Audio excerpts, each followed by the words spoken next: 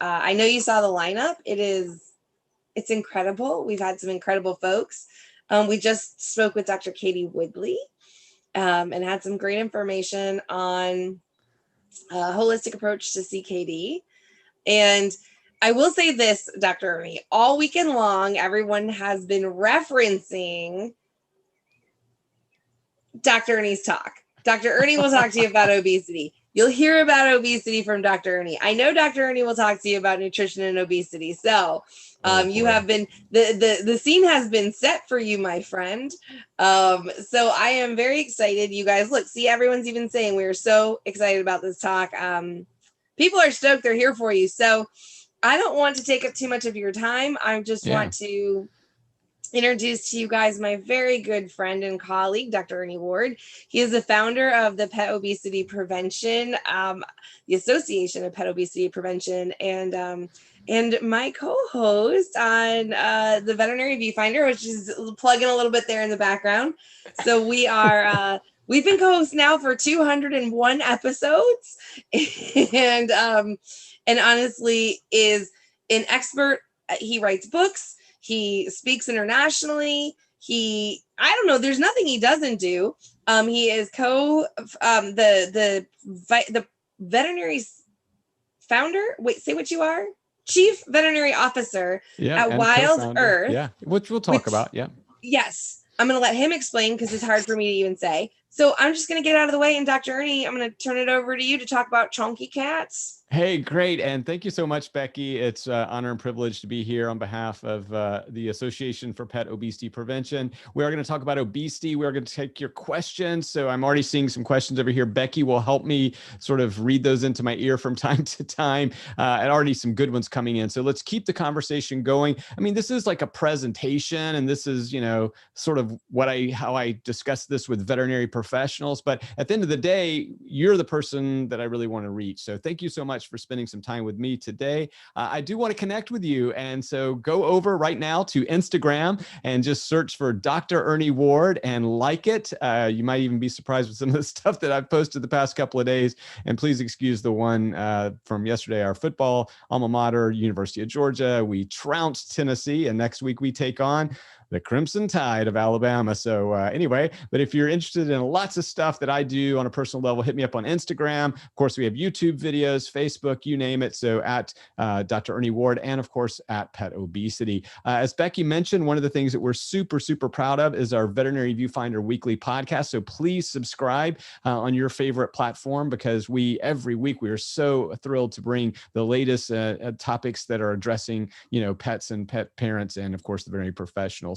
Again, just check it out, petobeసిtyprevention.org. Please go over there and sign up under the pet parents option, because we do surveys of you to get your attitudes and opinions about pet nutrition, pet weight loss, diet, marketing, all this stuff. We're the only organization in the entire universe of pet nutrition and obesity that is not sponsored or in any way associated with a food company, pharma company, or whatever. And we've really fought hard to remain that independent. And that's super important to me on a personal level. All right, so let's kind of jump into where we are, the current state of things. And it's not great. And we're going to be focusing our conversation today on cats, but obviously our canine friends as well suffer.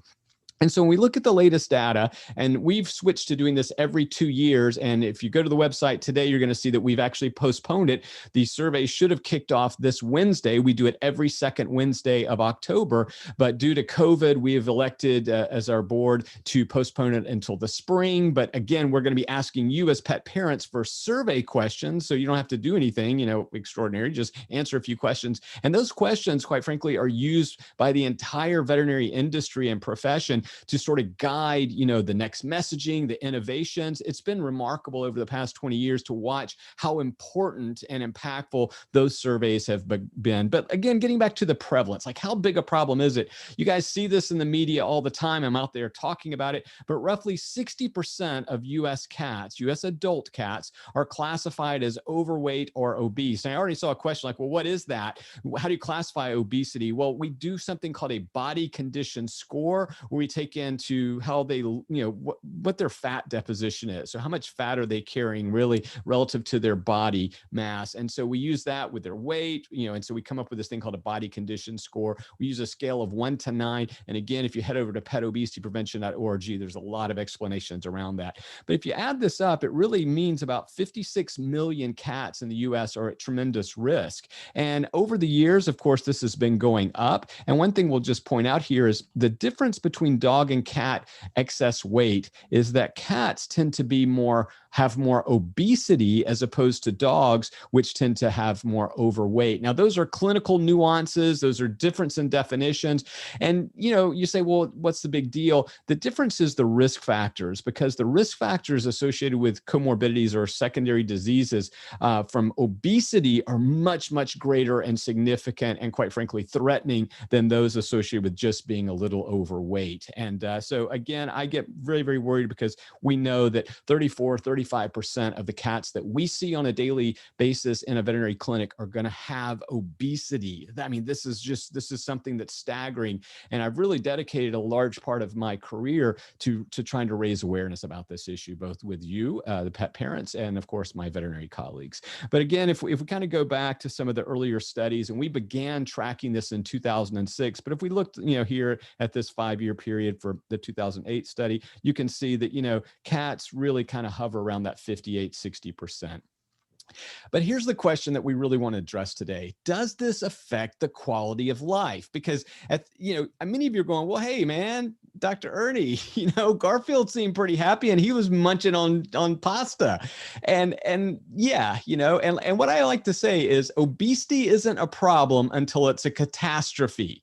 Obesity is not a problem until it's a catastrophe. And sadly, when catastrophes strike, it's often too late to fix it, right? You can't stop a hurricane, so to speak. And so for us, does it affect the quality of life? Absolutely. And we've done innumerable studies, both with the association and colleagues around the globe, to actually measure you, pet parents, your attitudes towards, is this affecting my dog or cat's mobility, activity, vitality, ability to eliminate in the litter box? I mean, all of those things sort of factor into quality of life. The good news is, and again, we don't have great studies on the cat side yet, so those are coming. And quite frankly, it's just a little more difficult to assess quality of life in a cat than it is a dog, because when really one of the key, when we look at what are the archetypes of quality of life for dogs, it revolves around mobility, right? So, I mean, these dogs can they get in the car? Can they go up the stairs? I mean, can they play ball? Whereas with kitty cats, we all know that they're just here, we're here to serve them. So it's a little different issue. But what we do know is that when we have dogs with obesity, that if they lose just a little bit of weight, as little as 6%, it's demonstrable. Okay, this is on a validated quality of life scale that my colleague and good friend, Dr. Alex German from the UK University of Liverpool, he developed this a few years ago. We know that we can improve the quality of life just by losing a little bit of weight. And I think that's something that's so profound and important for us to keep in mind today, that, okay, let's say you have a 16 or 18 or even 20-pound cat.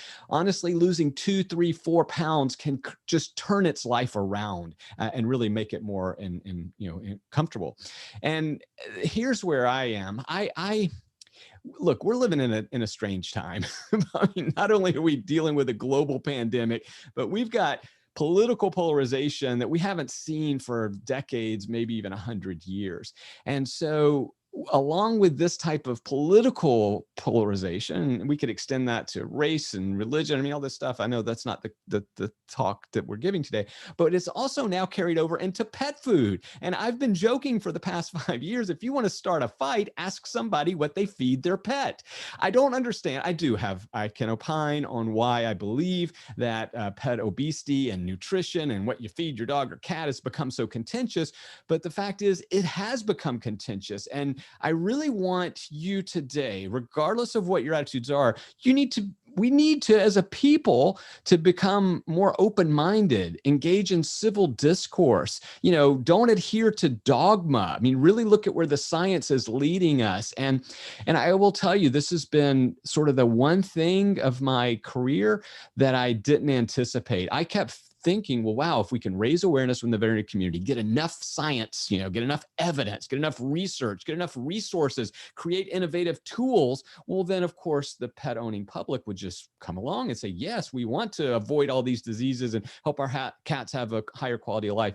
But now what's happened is people tend to like draw these firing lines, and they say, well, I'm only on the raw food side, or I'm only on the dry food side, or I'm only on the whatever side. And we really have got to transcend that. I think it's what it's doing, quite frankly, in the veterinary world is just stifling innovation.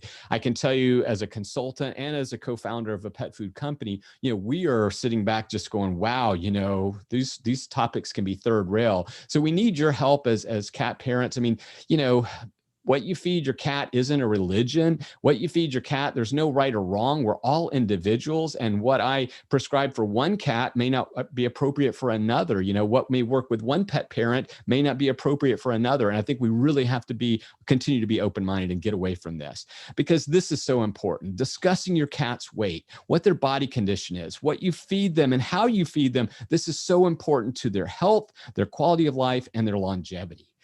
I mean, these are conversations that are so salient, so relevant, so important and essential for us to have with our veterinary support team. And if your veterinary support team fears the pet parent, these conversations don't happen and our dogs and cats suffer.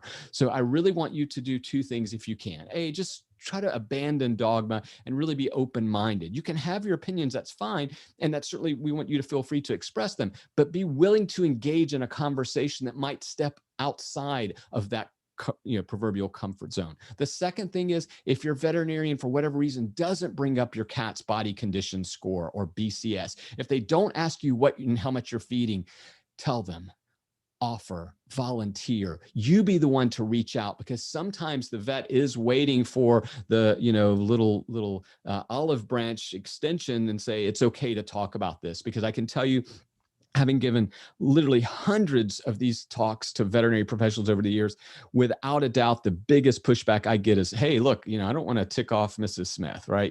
She doesn't want to hear that. Now, we know this is a big problem, and from our surveys, and again, please sign up because we need your help, especially cat owners. We think you are so important to this issue because obviously more cats are affected by obesity than dogs. But we know that 68-70% of the pet owners that we have polled over the years say they've tried to help their pet lose weight. Now, when we ask how they've done this, they usually start off by saying we fed them less. And of course, that's a logical and reasonable approach. 61% more likely these are dogs, said they increase exercise. Some tried a low-calorie, low-fat pet food, and only about 20% said that, hey, they tried a prescription or a therapeutic weight loss diet from their vet. I will say, this is honestly where the evidence is. This is really where I go to as well, because we know that therapeutic diets are specially formulated, and we'll touch on that in a minute. But what really is disheartening is when we then ask them, well, hey, was it effective? You can see here when they just fed less, only 38% said very effective, 33% said somewhat, and then you kind of look at low calorie, only 9% said very effective. And that's important, because that is marketing, right? I mean, when we talk about low fat and low calorie, there's a lot of marketing nonsense out there. And again, if you really want to dig deep, my 2010 book, Chow Hounds, which really did focus on dog obesity at the time, and that was just a publisher decision. But regardless, we really go into the marketing and how we're really being misled. Who do you trust? I mean, again, we want to hear your answers, because we'll be doing this year's survey soon. Veterinary clinics, internet, and pet store tend to top the things. So here are the questions that you need to be prepared to answer and have your vet ask. And remember, if they don't ask, you prompt them to ask. What pet food do you feed? How much do you feed and how often? And what kind of treats? And look, so few of my colleagues understand how many cat treats are available. I think many veterinarians are reticent to go down the pet food aisles. So they're like, I don't want to see it. I don't want to know. It's sort of like the monkeys, right? See no evil. And but there are so many cat treat products out there that it is becoming a bigger issue. And we'll talk more about that. Again, you can check out some of the other things that I'm working on as well. Well, why is this important? Because we care. You and I care deeply deeply about the quality of life of our cats. We care about how long they're going to live. We care about preventing and avoiding diseases, right? Like chronic kidney disease that you just heard a session on. Because remember, chronic kidney disease is directly linked to obesity, just like diabetes, just like hypertension, just like so many forms of cancer. I mean, it all comes back to the big O, right? We always talk about the big C. Well, I'm focused on the big O. Now, when we talk about these chonky cats, most cat owners sort of have this belief, and we've seen the same studies done with humans, that their cat is a big cat, right? Well, my cat's a big cat. And truly, Maine Coons are big cats, okay? But chances are my itty bitty kitty, well, she's itty bitty, so she's a smaller cat, but she's not a big cat. So when she looks like this is obesity. So most pet parents, we do have to get over that first obstacle of saying, well, he's just a big cat, right? He had a big mama and a big daddy, right? I mean, we know, and we actually play these coping mechanisms with ourselves, you know? I can't tell you how many of my friends, my male friends, you know, and they'll be like 50, 60, 70 pounds overweight, and they think they're big, like, you know, like Cam Newton, NFL linebacker, quarterback big. It's like, and it's easy for me. I'm a small guy, you know, I'm 5'8", 138 pounds.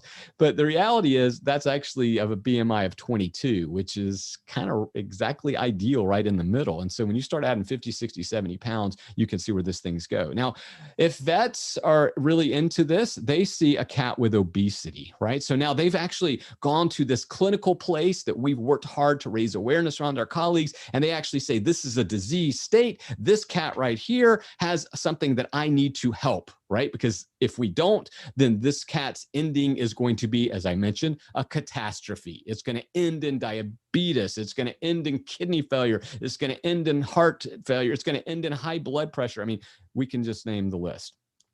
But what I see is inflammation. And the reason that I initially got so involved with obesity was because my true passion is longevity, both human health and, of course, the pets that I serve.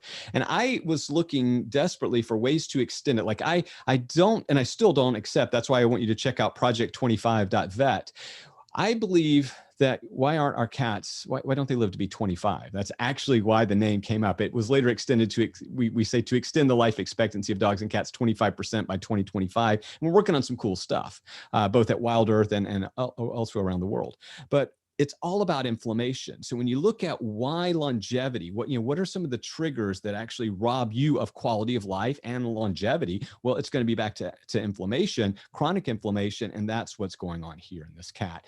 But, you know, this is a new thing, right? It wasn't until 2014 that on the human medical side, and I would argue on the physiology side of things, that we actually made the direct connection between excess fat deposition, excess fat in the body, and actually chronic inflammation and disease. 2014. I mean, up until that time, many people, including myself and others, we were writing about this and lecturing about this, but, you know, it really wasn't, there wasn't a consensus amongst the scientific community and medical community. And so basically this paper in January, and it was a special kickoff, like it was part of the new year. It was a big, big deal. The Journal of Endocrinology published this entire edition all around, you know, what is obesity and what does it mean? But basically they said, hey, these adipokines, adipocytokines we call, have been causally linked to a wide range of metabolic diseases. And that was the statement that sort of, you know, was heard around the world in terms of medicine and science, because that causal link, it means that this causes that. There's no more corollary, like we had been saying up until this point. And we were right. Of course, the corollary did turn out to be a causality, but this was a huge issue. Obesity creates a state of chronic low-grade inflammation. Now, we already knew this, right? But it took this January 2014, you know, physiology to actually come out and say, hey guys, this is real. Linked obesity to a broad spectrum of pathological conditions. And if you're wondering, I mean, you can definitely look up some of these papers online and they're free access, but this is just the introduction. And it was really that paper and this edition of the Journal of Endocrinology really set the world on fire. And it gave a real credence. Now, you may ask, well, why did it take till 2014? Well, there's something you need to know. The year before, 2013, the American Medical Association declared obesity a disease, which brought us in line with other worldwide health organizations. Of course, the CDC had already done this, WHO, and so forth. And so this had happened just prior to this getting published. And so there was this nice big, momentum. And honestly, we had kicked off something called the Global Pet Obesity Health Initiative, which you can read about on the website. We thought in 2014, well, wow, we're just going to piggyback on this, draft on their momentum, and we will get this quickly passed in the veterinary world. Well, we do have 22 of the world's largest organizations that have signed on an agreement with us, but we still don't have the American Veterinary Medical Association to sign on like the American Medical Association. So just be aware. It is true we did get a board of directors passage a couple of years ago, but that is sort of more of an informal statement of agreement as opposed to a formal declaration. Well, what is the big deal about this? I was one of the co-authors, super honored to be a part of the 2014 American Animal Hospital Association. We wrote an entire, sort of these guidelines for obesity and weight management. We talked about this: diminished quality of life, reduced life expectancy. And from the dog studies, it's 2.5 years. So dogs that were fed 25% more calories over their lifetime lived 2.5 years less. I mean, this is crazy. So if you just reduce by 25%, which is not that much, I mean, think about it. That's a quarter of a cup per cup. So, they can live longer. What's really fascinating, those dog studies showed decreased disease incidence, decreased cancer, decreased arthritis. I mean, it is, if you are sitting there watching today saying, how can I help my cat live longer, healthier life, happier life? It's really keep them in a lean body condition. We know about skin disorders, orthopedic disease. Cats have crippling arthritis. I mean, there was one study done several years ago, 85% of cats in a university setting, an academic setting, had radiographic evidence of osteoarthritis. So, I mean, we know that this is absolutely a hidden condition. Cancers, diabetes, we talked about, breathing problems, kidney dysfunction is a big one. In fact, when you go back and look at some of the early seminal research on human side, they were actually doing dogs and some cats, and they were doing basically creating obesity in these laboratory animals, and they found that their kidneys would fail before their heart. So it's kind of, it's frightening. And chronic inflammation, we talked about that. So I know we're taking a little bit of background, but I want you to understand there's a lot of science behind just us saying, hey, your cat's chonky. We need to do something about it. It's an inflammatory disease. It is without a doubt our biggest health threat for sure. Now, there's a lot of resources out there. Obviously, I've written a couple of books on this. I've got a new vet textbook chapter that's coming out right at the beginning of the year. So I write and I publish, and of course, peer review stuff as well as just regular stuff. So if you're interested in any of these things, you can definitely go to drernieward.com. There's links to all kind of stuff there, but these are just some of the interesting things. I was really proud of this in 2016. The Veterinary Clinics North America, it's a textbook for veterinarians. And, I was able to co-author one of those chapters, and it was a really important one too. So I was happy about that. But before you begin, so now let's talk about treating these chonky cats. Like, what can we do? First of all, you have to rule out a medical condition. And I can't stress this enough. Too often, cat owners are just like, well, I know my cat needs to lose weight. And so they just embark on some random, feed them less, feed them different, feed them whatever. And there's an underlying medical condition that either A, is leading or contributing to weight gain, or B, is then exacerbated by them switching foods and diets and stuff. And so I see this all the time. And I just want to remind you one more time of hepatic lipidosis. Okay. Now that's a scary word, lipidosis. Sorry, writing on an iPad. That strikes fear in most veterinary professionals, because this is a form of fatty liver failure. And cats that don't eat or have their calories really cut below 70% of what they need for 72 hours can go into an irreversible form of liver failure and die. And I see this, and I'm sure any veterinarians watching this have certainly seen their fair share of these cases where literally the owner just started feeding less or feeding different, and the cat's not eating and it has obesity. And because cats they have a completely different energy system to dogs and humans. Okay, we use fat stores. We use fatty acids as our primary energy source. One of the reasons why I'm an ultra endurance athlete, because that is what I'm doing, is I've trained my body to really selectively use these fatty acids. But cats don't operate that way. They use a form of sugar called glycogen that they can only store in relatively small amounts in skeletal muscle and in their liver. Yes, and this is why the cheetah can only sprint for 90 seconds and they are winded, right? And they've only got maybe food reserves for 4 or 5 hunts. And if they fail in those 4 or 5 hunts, that cheetah is in such a caloric deficit, they don't have enough energy stores that they can really be vulnerable now, of course, to other predators, but more importantly, not making a kill. And so starvation is a real issue. But getting back to this, so now this cat stops eating. They have a very limited amount of this special kind of sugar that they have stored in their skeletal muscles and their liver. And that liver tries to mobilize some of the fats out of the liver, which then causes this cascade of events that leads to failure. So it is really ugly.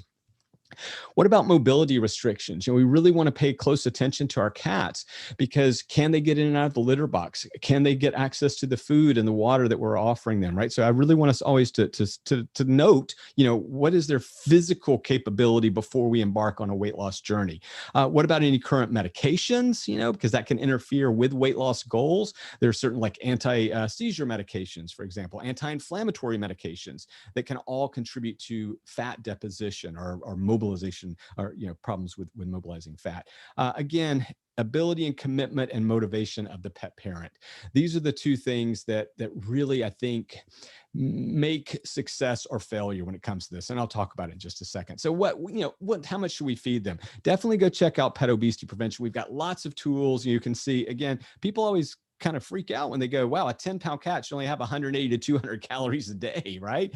Well, that's true. Now, obviously, if your cat is not spayed or neutered, if your cat is very active outside, it's a barn cat. So those caloric requirements will be based. I need more calories than probably some people just because of my athletic training and competition. But that's not the issue. The issue is you're feeding to a body condition. And so therefore, when we look at what most cats' body condition is, they're spayed and neutered, they're indoor cats, they don't need as many calories as we might think. And so, a lot of times, even vets, it took a long time for veterinarians to sort of warm up and understand that these calculations were the right ones. And I can remember when I first started, talking about this, 05, 06, 07, vets are like, oh my gosh, this is starvation mode. And it really isn't. It really isn't. It's actually what they need, which gets us back to people. Really 2,000, 2,500 calories a day done right is a lot of calories. But there are several different ways you can calculate that. We do tend to use what we call the exponential formula. That's a little bit more involved math, but weight in kilograms to the 3/4 power or to the 0.75 power. But for most veterinary professionals, and I know that Becky would agree, like for vet techs, not only do we sort of quickly store, it's a 40-pound dog, they need this many calories. But we also can rely on this particular simplified formula, 30 times ideal weight in kilograms plus 70. This works great for the vast majority of dogs, but there are some outliers. So very tiny dogs and giant breed dogs, we don't apply this particular formula, right? So if you've got, a Mastiff, well, that's going to be at the giant end of the spectrum, and those calculations will miss a little bit of there. And if you've got a little teacup Chihuahua that's 3 pounds, again, the simplified formula doesn't work. It's sort of like the BMI in humans. All right, so let's talk about what are we trying to do with weight loss. And I definitely want to kind of get into this real quickly. We use something called a step weight loss because we don't want your cat to pester you, right? We don't want your cat to plateau. And if you kind of look at this, what does that look like? It looks like about 0.5 pounds per month per cat. That's about all you can safely help your cat lose weight. If you look at what we're doing to preserve lean muscle mass, to preserve organs, right, to avoid things like catastrophic hepatic lipidosis, it winds up being about 0.5 pound per month. And we do a lot of, sort of extensive calculations on this, but, and this is just a classic step down, kind of formula that we use. 16-pound cat, again, our goal would be about 0.5 pound per month. And this is why it breaks my heart, because if I see a 16-pound cat, instantly my mind says that's a year's journey. So, and people always want these, instant fixes. They want their cat to lose weight immediately. And it just it can't happen because cats, again, don't use fatty acids as a primary energy source. They use a form of sugar. This is why we say cats don't jog, right? Because there's really no benefit to them jogging. They're not burning off fat. Dogs and humans, please go jog, right? Please go maintain aerobic activities. But for cats, they're anaerobic creatures, so it gets really complicated. Really important note here, do not reduce below 70% RER. Now, your veterinarian knows this, but you cannot just go out there and willy-nilly start feeding your cats. All right, so let's get into some of the questions before we jump over here, Becky.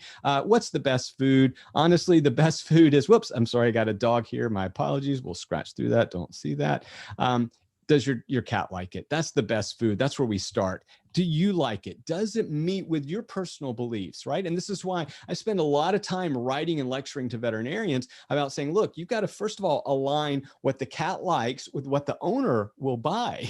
I mean, and that's a really delicate balancing act in and of itself, because again, as I mentioned at the very outset of this discussion, there's so many emotions and, beliefs around these things. So it's like a tiptoe, right? And this is why you sometimes have to extend your hand and say, please, I'm welcome. I want you to take me on this journey with me. We do tend to like calories that are lower in caloric density, so less than 355 kcals per cup or per can. Okay. What is convenience, right? For most people, they often use a combination of dry and wet food for cats, which we'll talk about just in a second. But in general, when we look at, how can your cat maintain its lean muscle mass? How can they lose weight? It's going to be a high protein, high fiber diet. That's where we almost always go with cats for sure. And people always say, well, what protein amount? What's the magic number? Again, there's so much individual variation. We'll talk about some of the other things that go into this, but I'm typically for cats, I'm looking north of 35% crude protein, and there's certainly a lot of cats that will kind of crank up into the 40%.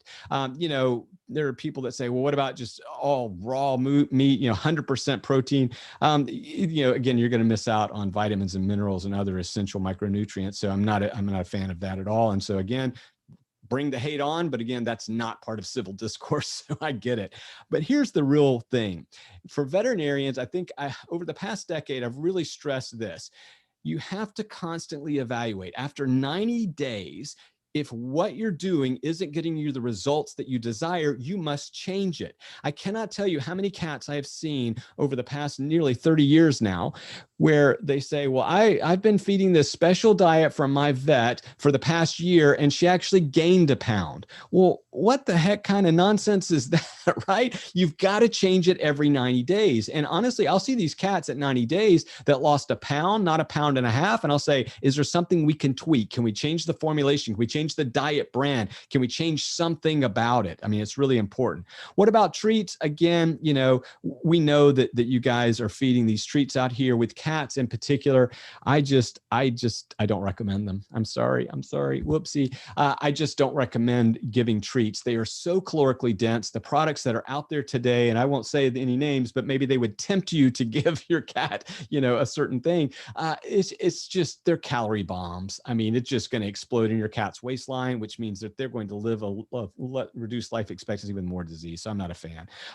How can I tell if you're going to succeed or not? Number one, every time when I embark on a dog or cat weight loss journey, the first thing I do is I ask that pet parent to give me 1 week activity and diet log. And right here, how much detail, how much effort they put into that tells me all I need to know. That is the highest predictor of success that I've ever encountered in doing this over 25 years. Because I see a lot of clients that just show up and they're like, oh man, I totally blanked on it. I mean, we just fed him his regular stuff. What? Okay. This is where people paying attention to the details, because the details involve things like weighing the food. Without a doubt, the only way you can accurately measure the amount of calories you're feeding your cat is to weigh the food. Now, there's an exception with canned food, and I'll talk about that in just a second. But really, you've got to weigh it. I use these little home gram scales, kitchen scales. They're less than $20. It takes no time at all for me to feed itty bitty kitty in the morning. I mean, you tear it, you just pop plop it. I mean, it's so fast. Like, I don't understand. And the imprecision, we did a famous study in 2006. We took cats and we took the top 10 cat foods at the time, dry cat foods, right? Because canned food has contained a number of calories. So if you plop it all out, if you try to divide the can, that becomes a little more problematic. Unless you feed it over the course of the day, then you have a pretty exact amount of calories and just a few, within a 5% variance. But we took this top 10 dry cat foods and we said, what would happen if the cat owner accidentally overfed their cat by 10 individual little pieces of kibble a day, right? What would that weight gain look like at the end of that year? And we found that on average, the domestic cat would gain over a pound. So think about it. If you're just off by 10 little kibbles, over the course of a day, every day, or heaven forbid, if you give them the all-day buffet, then you're going to miss it. I'm a huge fan of food puzzles. Some of the automated feeders do work for certain cat households, multi-cat households. They're getting better. We're just not quite there. We're getting super, super close. And Becky and I are always on the look for that next perfect thing. They've really got to make sure that you can do things to engage them. I'm a big fan of not only food puzzles, but taking little soy sauce bowls, putting a few kibbles in and moving them throughout the house. Now, I only have one cat currently. We lost Freddie Cat a couple of years ago and just not right yet. Freddie Cat was a once in a lifetime cat. But anyway, so just putting these around and itty bitty kitty kind of goes and finds the food. So that there's lots of cool things. I mean, you probably already saw Liz Bell with her hunter feeders. I mean, there's some amazing things out there. Definitely check that stuff out. Canned versus dry. When it comes to weight loss for cats, I always try to tip the scales towards canned food. Why? Because of what I mentioned before, the precision and the amount of calories I can deliver. Okay. So that's it. I do want to touch on a couple of things before we jump into questions. Becky, I'm right at the end of this presentation. Number one, intermittent feeding is a strategy that I've used for many years with really problematic patients. So I have these kitty cats and these dogs, they sort of hit these plateaus. And so we'll start to experiment with extending the period between feeding. And so I've had some success with cats being fed once a day. There's a recent paper that showed some of the hormones that we associate with hunger and satiety actually are modulated or sort of kept at constant levels. So you don't have these big swings in appetite, which leads to pestering. So I have had success with that. I personally have used a 16/8 intermittent fasting for my own self for most of the last 20 years, with the exceptions being during some really long, Ironman training where in the morning I might have to take some foods to get me through the long bike or run. But so what I do is I just fast for 16 hours every day. And so at that, then I eat, my meals during that quote unquote 8 hour. But so my first meal of the day is typically 16 to 17 hours after whatever dinner I had the night before. Dr. Holly Gantz, continue to work with her at Animal Biome. You need to know who this person is. She's doing fantastic work, but we are all convinced that the microbiome directly influences this. Many cats are just predisposed. They have high food drive. They have a more predisposition towards moving excess calories to fat. They're just more efficient at it. So we know that there are differences in genes. Environmental pollutants, do not overlook this one. Microplastics are everywhere. We know that BPA has long been associated with weight gain and hormonal disruptions in humans and all lab animals. Certainly, the studies in dogs and cats are very, very limited, but environmental pollutants. I will continue to say that fiber is one of those things for cats that they're probably underfed. My primary interest is around beta glucans, which is one of the reasons why, our food, Wild Earth, uses a special form of yeast protein because the cell wall of yeast contains about 10% beta glucans. But beta glucans, in addition to being immunomodulators, which means they boost the immune system, they also have some satiety effects. So really fiber. All right. So hit me up on some of this stuff. I want to jump to your questions now because, Becky, I think we've got 10, 15 minutes. Is that correct? I apologize. Nothing to apologize for. We've got about 10-ish minutes or so and a ton of questions. Oh, wait, I was told to start my video and I have to put my hair down when I do because the background makes me look a little weird. And, we don't need anything working against us in this day and age, especially with our hair and COVID, right? So tons of questions. There's so many folks that are like, okay, well, if it's not safe to cut back on food past a certain point, then what? How are we getting them to lose weight? Like, I don't have a kitty treadmill. What do I do? Right. And that's why that STEP weight loss program is so important. And this is why I train veterinarians and veterinary professionals, in this. And I think, certainly in the AHA guidelines, I mean, we all know that that's the right way.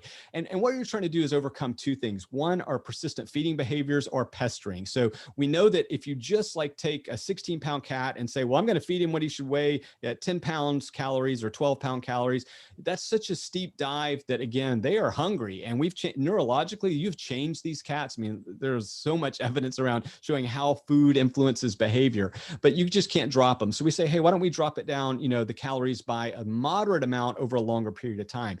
But Becky, there's one other part of this thing. So like, let's say, we get down to the 70% RER. So that's where your veterinarian is like, we can't drop it anymore, the number of calories.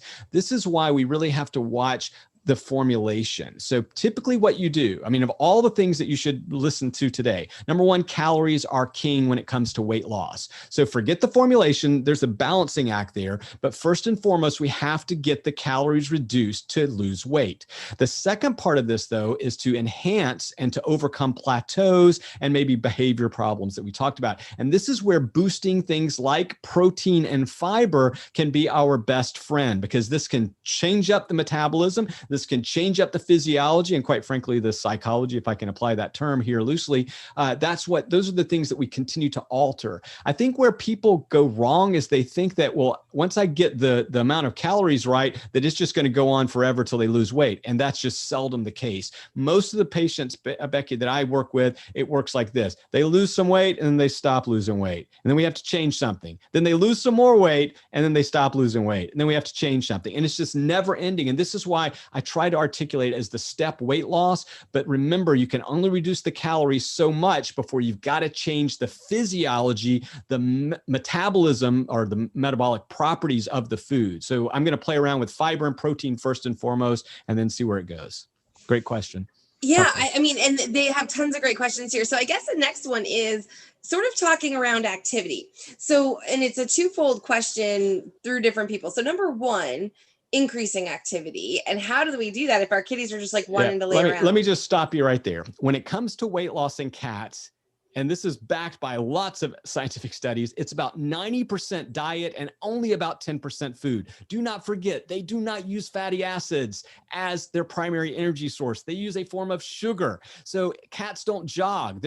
This whole notion around, increasing their physical activity, really, for me, the reason that I encourage, you to try to interact with your cat is for mental stimulation. It's not for weight loss at all. So again, if you want to know how to get your cat at a safe, healthy weight, it's going to be almost exclusively in the food bowl. Awesome. Like abs are made in the kitchen, right? So abs are made in the kitchen. Yeah. Like I would know.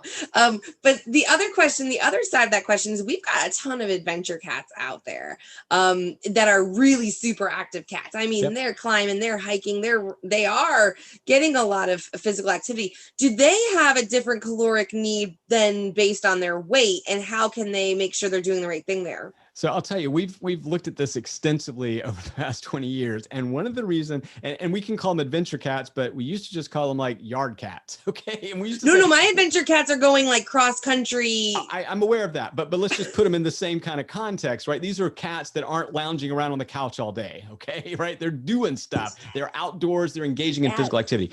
Here's the secret. Just listen. They're doing stuff, not eating all the time. That's literally the primary difference. They are burning energy. And remember, cats are so efficient at energy conversion. So they aren't burning as many calories as you think. So that's the difference between humans and dog physiology versus cats. But here's the thing. Instead of sitting around going, I'm kind of bored, I think I'll go check out the food, right? They're actually doing stuff. And so when I started looking at this early research 20 years ago, I said, the reason that these quote unquote yard cats, we can call them adventure cats, you can call them whatever, not the indoor on your couch cat. The reason that they're staying a lean weight is because they're just not eating as much. And why aren't they eating as much? Because they're doing stuff or they don't have access. I love it. That's the truth. I have to say, I've gotten some new toys lately. Nana sent a new cat tree. And honestly, I even noticed behavior changes just because they've gotten some toys they like better. And a cat, Nana buys the good stuff. The interaction is about this, right? It's not about this. Okay. Yeah. And I just, I get frustrated with people because they think that, well, I'm not able to exercise my cat. Therefore, I'm not going to do this diet. And I'm like, don't have to, don't worry about it. So talk a little bit about any links, about the correlation between obesity and stress. Do cats stress eat like we do? Yeah, absolutely. And, I've touched on this in numerous articles over the years where we've done literature reviews. And so when we look at the primary neurochemical changes that occur, especially in cats that are fed lower protein diets, higher carbohydrates, these activate a couple of systems within the brain that cause them to crave foods more frequently. And that stress response, just like with humans, like when you're stressed out or, you're upset about something, you want to reach for a big tub of ice cream or potato chips or whatever. And that actually is going back to some very, very early primitive, behaviors that of survival. And that's what these cats are kicking into. The other part of this equation, Becky, I'll say, I think a lot of cats that I see that are confined to indoors without a lot of environmental enrichment, they are stressed. And I do believe that stress directly leads to all these cortisol dumps, these swings in blood sugar and insulin. And therefore they wind up, saying, I'm craving a carbohydrate in particular. And this is why I talked about higher protein, because higher protein can help sort of reduce some of those hunger hormones that we call about, like ghrelin and leptin and so forth. And so it can somehow provide satiety as opposed to carbs. All right, and I think the last question we have time for that we're getting more than one question about is, how do we transition from free feeding? And this is tying into the folks that are asking, have one obese kitty and one who's not, that just grazes. So if you're grazing, you're telling me you're free feeding. So how do we get everybody on these meal times? Yeah, right. And first of all, if you have a household with one cat with obesity and the other cats are lean or whatever, you have what I call a food bowl bully. I've written about this extensively over the years, but this is a real, and you have to look at this. Number one, cats can be taught to eat at certain times. And so I'm a huge, huge fan of saying, you know what, we eat in the morning, we eat in the evening, and you pull the food up at that time. I mean, this is how I've always raised my cats, even before I really got interested in this. So do not think you're in any way harming your cat by saying, let's start to train them. I put down their food for 15 minutes, whatever the portion is for the morning, the afternoon, whatever, however many times you want to feed the cat, and then just pull it up. They learn very, very quickly. The other thing is to acknowledge what I call, and what other people in research literature have loosely described as zones of ownership. And so for cats and dogs, they do have a space around their feeding that they feel comfortable with. And this kind of goes back to, big cat evolution.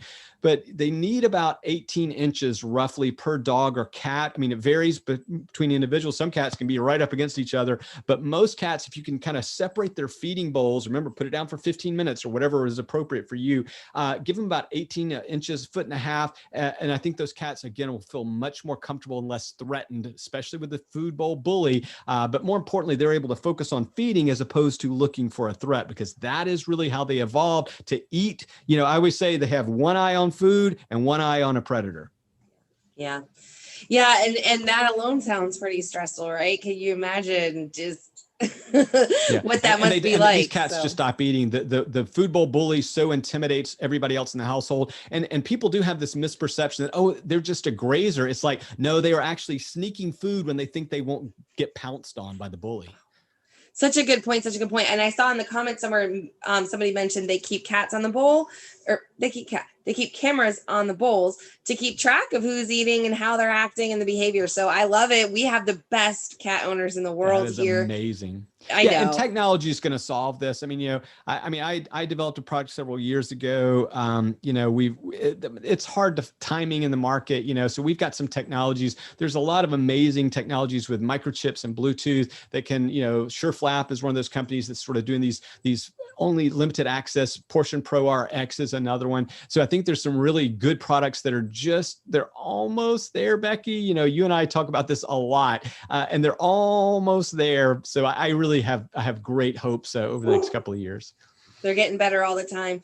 Well, Dr. Ernie, you, like all the rest of our speakers, have been amazing. And like I said, I want a weekend of each one of my speakers, because I know we could take in hours and hours of content, but alas, I will have to let you go. There are lots of unanswered questions, so reach out to Dr. Ernie. He is very responsive.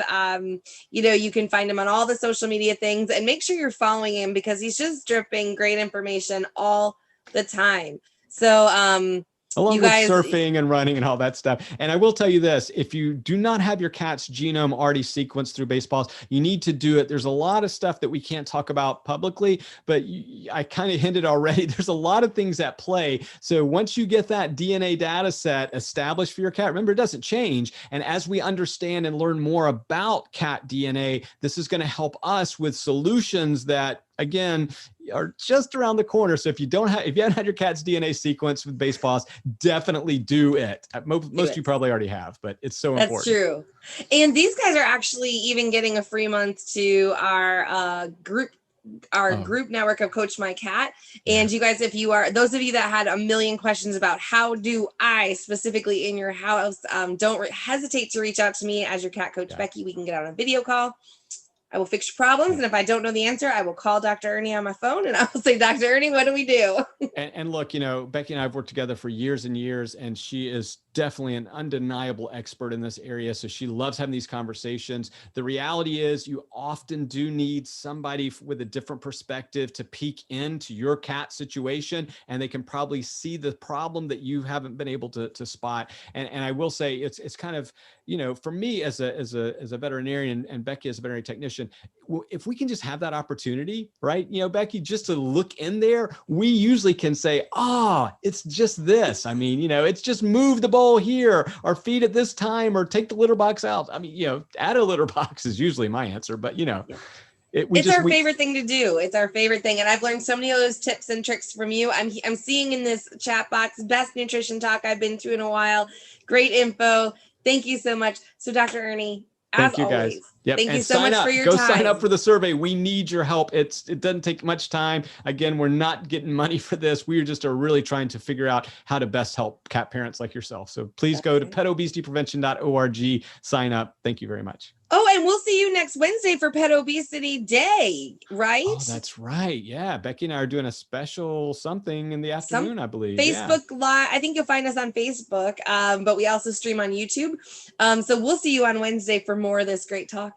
Yeah. And if you have questions that you want answered at that event, send them to Basepaws so that they can go ahead and curate them so that we can kind of streamline that discussion, because that's really just going to be more of a Q&A, right, Becky? I mean, not a presentation like today. That's going to be more like let's get real, people. Let's talk about why your cat's so chunky.